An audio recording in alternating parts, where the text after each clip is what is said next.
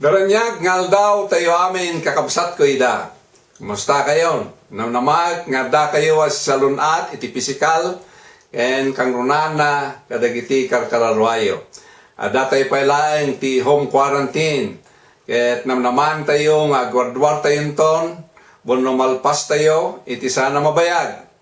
Kaya't ko ang mangibingay kada kayo manipod kadagiti sasao ti Diyos Apo. Ngamok amang tedrigta ragsak rag-o ken mangnayon itinamnama kada tayo amin. Pinagpaiswan na dahito itikstu tayo. May silpo itinagasat anamnama tayo mamati ken Kristo nga Apo. Adu atsimpo dahito'y yaay ken panagsubli ni Kristo mangala kadagiti kokwana malipatan na may suro ken maadal. Ngamno umay ti kastoy apadas ti biag. Unorigat ti biag kas itinyag dahito'y COVID-19. Malagit tayo dahito'y asursuro. Ken kinapudno ani Kristo umay tumanan. Kaya kumarod nga ipalagip kada tayo amin kakabsat. Dahito'y kinapudno tayo sumat ti kaindaklanan ken kaingkasatan anamnama tayo amamati ken Kristo. Mawagan dahito'y iti tinagasat anamnama nagiti mamati ken Kristo. Ti Mateo kapitulo 24 bersikulo 40 hingga ti 44 kunana. Iti dayta atsimpo addanto dua babay nga gilgiling. Maalam to ti maysa ket mabatin to ti kadwana. Agsagana kayo nga rod tasaan nyo nga mo ti aldaw ay ti apuyo. Laglagipon nyo ano ammo kuma ti ama ti pamilya no kaano ti ay ti mananakaw siririing kuma tapno sana serkan ti mananakaw ti balay na. Dahito iti gapuna amasapol akanayon asisagana kayo ta umay to ti anak ti tao iti tsimpo adiyo ipagpagaro. Apay masapol akanayon nakasagana tayo amay paay itiyain ni Kristo. Bakit kailangang palagi tayo nakahanda sa pagdating ni Kristo? Why is it that we need to always be prepared for the coming of Christ? In kariti apo nga may tumanayan na mangala kadagiti mamati ken nagmataleg ken kuana. Ti Juan kapitulo 14 bersikulo 3 kunana, ni Jesus tinagkuna kalpasan ti ipapan ko panangisagana iti pagyanan niyo, umay kay to alaan, tapno adda kayo mat iti ayan ko. Nalawag garod, kat isut podno nga umay ni Kristo. Dahito iti ay namanan, ngano pa nagsubli ni Kristo dito'y lubong. Ni MacArthur, kasamo tayo, inbagana kanin karina kadagiti Pilipino, iti may kadwagubat ti sangalubungan, ti ay shall return, kat tinongpal na. Ni Kristo dadatong pala na ti karina ngagsubli gapu tayo su Dios ket saan nga tao tapno gulbod. Dakkel ti posibilidad asan kumanag subli ni MacArthur gapu ta adda limitasyon na ta tao isuna. Ngem gapu ti ayat na kada tayo Pilipino ken ti ayat na itital na amadda ti sangalubungan isu nagsubli. Kakabsat nang nangruna pay ni Kristo nga daan na indaklan nga rason tapno agsubli. Ti panggap na iduma, idi mo na. Idi mo na, may tapno inyag na ti panakaisalakan kada tayo ang nagbasol. Iso na tayo, amay paay ti panakaisalakan tayo. Da tayo kumati-matay, ken madusa, ngam gaputi ayat na. In may amay paay kada tayo, tapno may kan tayo, ti biyag ngagnanayon. No may tumanan ni Kristo, ti panggap na, iso iti tapno alayan na, nagiti ayatan na. Kaya nagmatalag ken kuana. Dagiti ada relasyon na ti ama, gapu ken kuana. Dagiti namati ken nangawat ken kuana. Akas mangisalakan da. Kaya iti dayta tsimpo, itid nanto, dagiti gun-guna tayo, amayan nurot, kadagiti aramid tayo, gapu iti ayat. Kakabsat, iti na ibaga, dagiti asasawa panagsagana. May paay, iti ay ni Kristo, bilin ti apo, dahito'y kada tayo namati. Saan amay sa dawat, nudikat bilin amasapol atong palen, takay papanan na dahito'y ti biyag ngagnanayon, ken napno ti rag-o amasakbayan tayo. Dahito'y tikstu tayo, sungbatan natin sa ludsod, no apay akanayon, nakasagana tayo amay paay, tiyaay ni Kristo. Bakit kailangan palagi tayong nakahanda sa pagdating ni Kristo? Why is it that we must always be prepared for the coming of Christ? Muna rason, agsipod ta iti dayta tiyempo adan to maala, jay maysa mabati. Ang unang dahilan, dahil sa panahong yan, may makukuha yung isa may iwan. The first reason, because at the time one will be taken, the other will be left behind. Di versikulo 40 kunana, iti dayta tiyempo adan to dua a babae nga gilgiling, maalam to ti maysa ket mabatin to ti kadwana. Dagitoy a balikas, dua a babae isimbolo na dagiti dua a klase ti tattao. Dagiti mamati ken sana mamati ti Dios Apo babaan ken Kristo. Dagiti mamati ti Dios Apo gapu ken Kristo mahaladan to, ngam dagiti sana mamati iti Dios Apo gapu ken Kristo mabati danto nga agrigat iti nakarkarwa pa nagrigat ngam iti rigat a mapadpadasan tayo ita. Ti muna Tesalonica kapitulo 4 versikulo 16 ken 17 kunana, bumabanto ti Apo manipod langit ket mangegto dagiti tattao ti maipukaw a bilin, ti timag ti pangulo dagiti angheles ken ti tumpita ti Dios. Umunanto nga agungar dagiti nagtalinaed iti pamatida ken Kristo. Kalpasan na datayo si bibiyag ken Kristo, iti dayta tiyempo maurnong tayo may kuyog kadakwada, iti ayan dagiti ululep, tapno sabten tayo ti Apo iti tangatang, iti kasta kanayon ton nga datayo iti Apo. Pinakamat, dito yung versikulo dagiti sasaw, si bibiyag ken Kristo, ken natay ken Kristo. Dagito iti mga ramid, amay surot, wano saan, amay surot, dagiti tao, iti di, dahi tangal daw, umay ni Kristo, amangala kadagiti kokwana. Dagiti si bibiyag ken Kristo, isura dagito, dagiti namati ken nangawat ken ni Kristo, akas mangisalakan da. Dagiti natay ken Kristo, isura dagiti natayen iti pisikal, ngam namati da, ket inawat ni Kristo, akas mangisalakan da. Ti Juan kapitulo 11, versikulo 25 kunana, na Jesus tinagkuna, siya ti panagungar kan iti biyag, ti siya sinuman na mamati kanya, uray numatay, ag biyag tupay. Nalawag karod kakabsat, asa na relihiyon ti mga ramid, amay tugot to ti tao, iti lugar ngayon kari ti Diyos, kit din no nagbiag dayta tao, ang nagtulnog iti pagayatan ni Kristo, iti biyag na. Karod, awisin kayo kakabsat, nang nangruna dagiti sanpay anamati ken imawat ken ni Kristo akas mangisalakan da taramiden yu itan no kayat yung alan na kayento ni Kristo into no umay nga agsubli nga mangala kadagiti kokwana ni Pablo kunana iti may kadwa Korinto kapitulo 6 iti maudi paset dayto nga bersikulo ita ti aldaw ti panakaisalakan kakabsat mabalin nga into no bigat naladaw ton. Kada tayo nalpasan na namati, kinimawat ken Hesus Kristo, masapul nga agtultuloy tayo, nga agtalinaed ken kuana. Ti Juan kapitulo 15, versikulo 5 kunana, na Jesus kinunana, siya tipuon ti ubas, da kayo dagiti sanga, ti agtaeng kanya, agtaeng akmat kadakwada. Ket adunto ti may bunga da, tano awanak kada kayo, awan ti maramidan nyo. Ngarod, agtalinaed tayo iti relasyon tayo iti Diyos Apo, babaan ken Kristo. Saan tayo kumamay pada iti may sasanga, masipak, manipod iti poon, kalpasan na isilpu tayon, ken kuana, ket agsanod tayo. Tanawan ni Kristo iti biyag tayo, awan ti mararamidan tayo.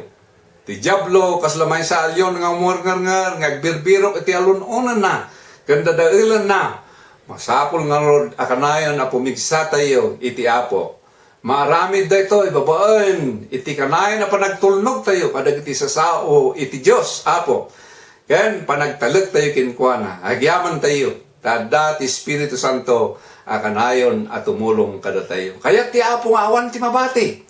Kaya't nangalan na tayo amin, nga ipan, iti insagana na lugar, apagtaengan tayo iti agnanayon, nga awan iti inggana. Madaydayaw ti Diyos Apo. Di may kadwa rason no apay masapol ang kanayon na nakasagana tayo sumabat kini Kristo agsipod ta saan tayo nga mo ti aldaw iti ay na. Ang pangalawang dahilan kung bakit kailangang palagi tayo nakahanda sa pagdating ni Kristo dahil hindi natin alam ang araw ng kanyang pagdating. The second reason why we must always be prepared for the coming of Christ because we do not know the day of His coming. Ti versikulo 42 kunana, nagsagana kayo nga rod, saan nyo nga mo, ti aldaw, ay, ti apuyo. Ti versikulo 43, saritaan na ti ay ti apo, kaslaya ay ti mananakaw nga agtakaw. Awan ti agtatakaw nga ibaga ng umuna, sa umay ti balayo nga agtakaw. Awan ti tao makam mo, iti aldaw ti ay ti apo. Adadag iti palso panursuro nga inbagada ti ay ti apo. Ada nagkuna sakbay ti 1914 nga umay ni Kristo. At idisan nga imay ti apo kunada nga inmayan nga espiritu na lang tinmay. Saan nga iti bagina pisikal. Adamot tinangipadto nga umay ni Kristo sakbay ti Oktubre 1978. At iti saan ngayon may, baga ti Pangulo da ito yung grupo, ang nagbaliw kano ti panunot ti Apo. Ti Matthew, Kapitulo 24, versikulo 36, kunana, ngam no may papan, iti idadateng da itangal daw kan oras, awan ti makaamo, uray dagiti angheles sa dilangit, uno ti anak, ti laeng ama ti makaamo. Gaputa saan tayo nga mo, ti aldaw kan oras, ti ay ti Apo, masapul nga rod, ang nakasagana tayo akan kanayon. Kaya't nasa awan, at ibiyag tayo kan kanayon ang nakasilpo iti Apo. Kinuna, timaysa, analatak ang mga kasaba.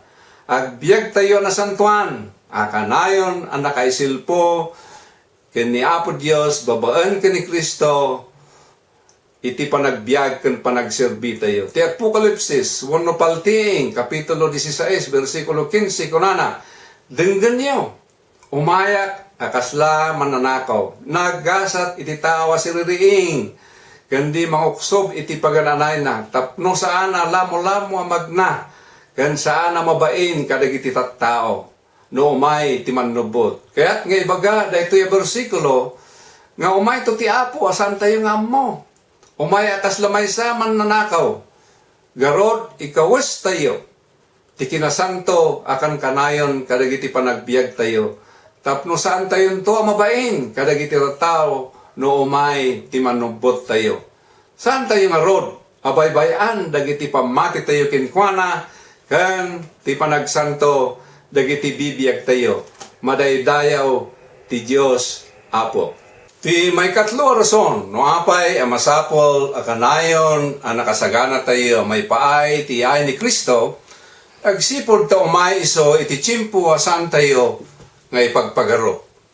Ang pangatlong dahilan kung bakit kailangang palagi tayo nakahanda sa pagdating ni Kristo dahil darating siya sa panahong hindi natin inaakala. The third reason why we must always be prepared for the coming of Christ because He will come in the time that we don't expect. Di versikulo 44 kunana, daytoy tigapuna amasapol akanayon asisasagana kayo akan kanayon to umay to ti anak ti tao iti chimpo adiyo ipagpagaro. Ada pagpadaan dayti rason iti may kadwa nga madadag iti kayat ko ngay nayon iti daytoy may katlo rason. Umuna, umas asidigan ti ay ti Apo. Saan lang asigurado nga umay ni Kristo tayin baga namot dayta nga umasidigan ti ay na as asidag nga iti ipagarup tayo ngayain na at chimpo. As asidag, gamitin mo nangin pukaw ni Apostol Pablo, ni Juan na madungdong mo, kaya dagiti dadungapay nga dadalan ni Kristo, nabayagan na chimpo dayta. At datayo, iti maudi apasad, iti maudi apanawan. Ti palting, Kapitulo 22, versikulo 12, kunana, umayakon, dahito iti kuna, ti Apo. Itugot ko, dagitigon ko na nga itad ko, iti tunggal maysa kada kayo. Amayon norot ti arami Diyo. Ti kangrunaan apagilasinan ti yaay ni Kristo makitkitan. Dahito iti may kadwa kayat ko ngay nayon iti daytoy puntos. Agpaiso, ado dagiti pagilasinan ngayon baga ni Kristo. ang mapasamak sakbay nga agsubli. Masarakan daytoy ti Mateo kapitulo 24. Iraman na daytoy ti pisti ti tao mapadpadasan tayo ita. Nga iso iti maysa kadagiti pagilasinan. Ngam saan nga iso ti kangrunaan a pagilasinan. Ti panakay kasaba iti Ebanghelyo ni Kristo iti maudi a pagilasinan kasaritaan ti Mateo kapitulo 24 versikulo 14. May kaskasabanto ti intiro alubong. Dahito na imbaga damag, may papanti pagarian, kas pamaneknag iti sangatawan, kalpasan na ti panungpalan. Dahito COVID-19, pinapartak na, ti panakay kasaba iti Ebanghelyo ni Kristo. Nagyaman tayo ti social media, nagado, ti nag-live streaming, apapastor, kan mga kasaba, agpilikan ti sermon, kayat mo adenggain, mayatan pa'y dagiti papastora na duma, tao muna adarasda, anangasaba, nga inusar da ti live streaming. Mabuybuya da itan, dagiti ruprumpada. Ngam da duma, saan dapat yan, nga isuda dagiti mga kasabata, sa balikan umutan, ti busis da. Ado pasat ti lubong, tinakangag, ti saoni, apo. Umasidagan ti ay ni Kristo. Ang pagdating ni Kristo ay palapit na, mga kapatid. The coming of Christ is imminent or getting closer. Numatungpal, ti kunaan, ti Mateo, kapitulo 24, versikulo 14. Umayan ti Apo. May katlo, ti Diyos malain ti makamo, ti yaay ni Kristo nga anak na.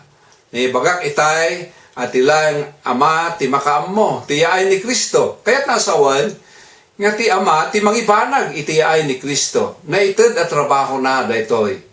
Dahito'y ti pamati tayo, may papanti asidagan na yaay niya po tayo ng Yesu Kristo, agsubli, isuna, ang mangisalakan, kan apo tayo, iti panakamo, kan panangibanag, iti ama.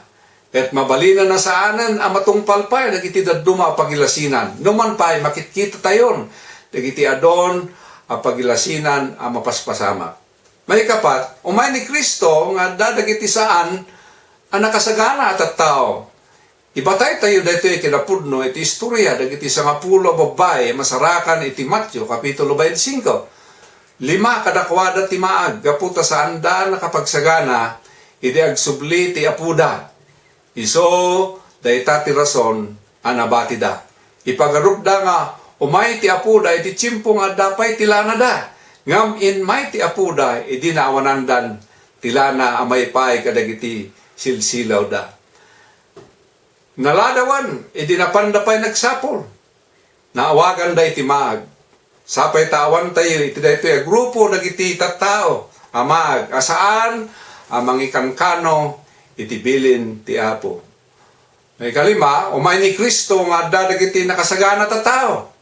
Nagiti 5 babae, ang masisirib nakasagana da, idag subli ti Apuda. Ada reservada alana. Isu nga din may ti apuda, isu na dagiti na itugot, naawagan dagiti a babae iti masisiri. Isimbolo na, dagitoy a masisiri babae, dagiti masisiri a mamati iti Diyos, nagbiag, kin nagtulnog, kin kuana. Dagitoy a babae ket kanayon da nakasagana. Amuda ti bilin ti apuda, ngagsagana da, ket pinagtulnongan da.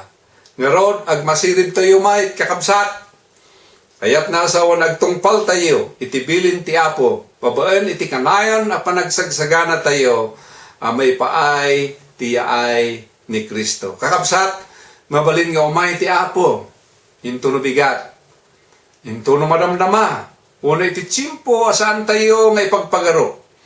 Nga rod, masapol, nakasagana tayo, akan kanayan. Mga kapatid, darating ang Panginoon sa panahong hindi nating inaakala. Kung gayon, kailangan palagi tayong naghanda. The Lord will come in the time we don't expect Him to come. Therefore, we must always be prepared.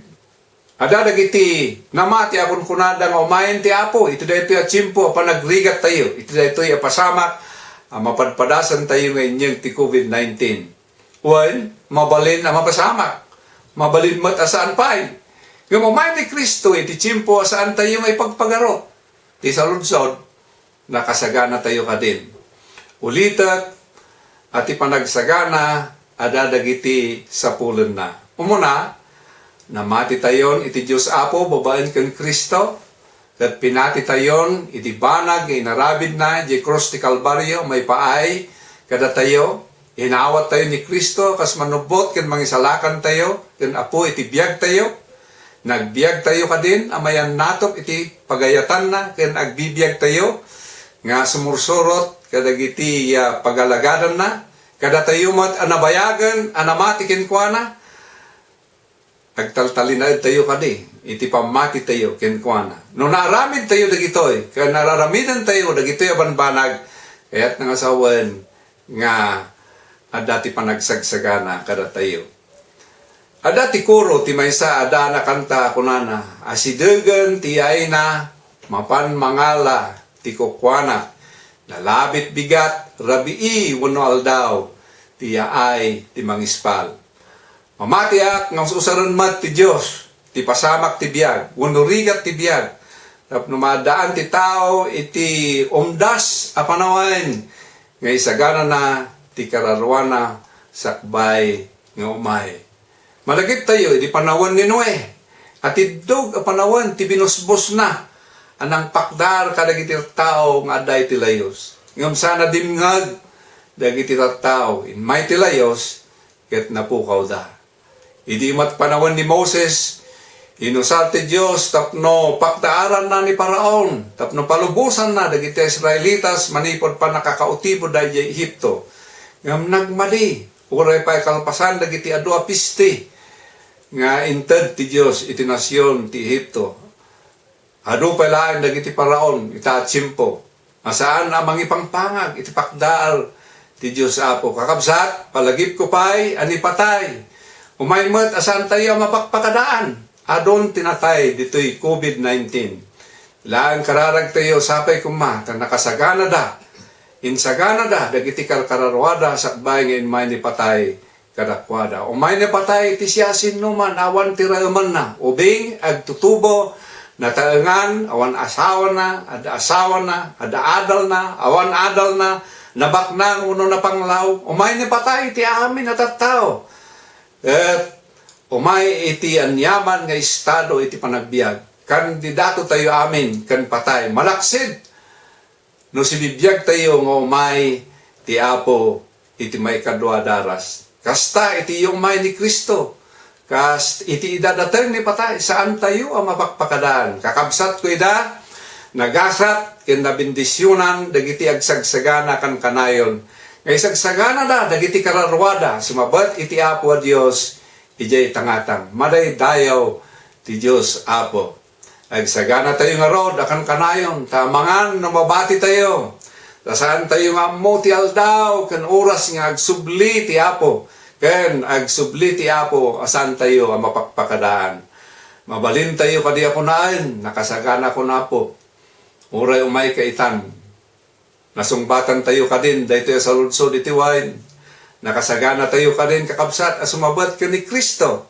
Sapay kumangarod takasta. Ti Apo, ti mang bendisyon, ken mang palagip kada tayo. Agsagsagana tayo kan kanayon. Saan tayo nga rod na maupay? Iti dahito yung rigat ang mapadpadasan tayo, no di kat agtultuloy tayo, damo tayo, nga umay ni Apo Jesus, kat asidegan iti ay na. Mapapigsa tayo kakabsat, daw mas asidegan, ti ay ni Jesu Kristo nga Apo tayo. Maranata, lumakas pa tayo mga kapatid, sa ating pananampalataya sa Panginoon, sapagkat lumalapit na ang araw ng pagdating ng ating Panginoong Jesucristo. Maranatha. Let us be strengthened, brethren, for the coming of the Lord Jesus Christ is getting closer. Maranatha. Madaydayaw, ti Diyos Apo, aman nakabalin amin. Agkararag tayo amaming at daka sa dilangit, madaydayaw, tinapatiganigan mo. Agyaman kami, ti agtultuloy panangayaywan mo kada kami. Ititinga daytoy arigat ang mapadpadasan mi. Ted mo, tiadado kinaanos, kinarigta, kan kinamatalek, Apo, kada kami. Kasta mapadpadasan mi, daytoy nga rigat, nga naipalubos, nga mapadasan mi. Ken kas agururay kami, iti ay, iti anak mo, tulungan na kami, agserbi matalag, nga ramidan mi, dagiti, mabalin mi nga ramidan, iti panagserbikin ka, kat may ayuda ka, kat intuno may ka, maragsakan ka kuma, kada kami. Dagito'y daapo, iti deklarasyon mi, iti daytoy nga aldaw, tinagan ti Ama, ti Anak, ti Espiritu Santo. Amen. Bendisyonan nga aldaw tayo, amen. Ayatan nakakabsat ken Kristo.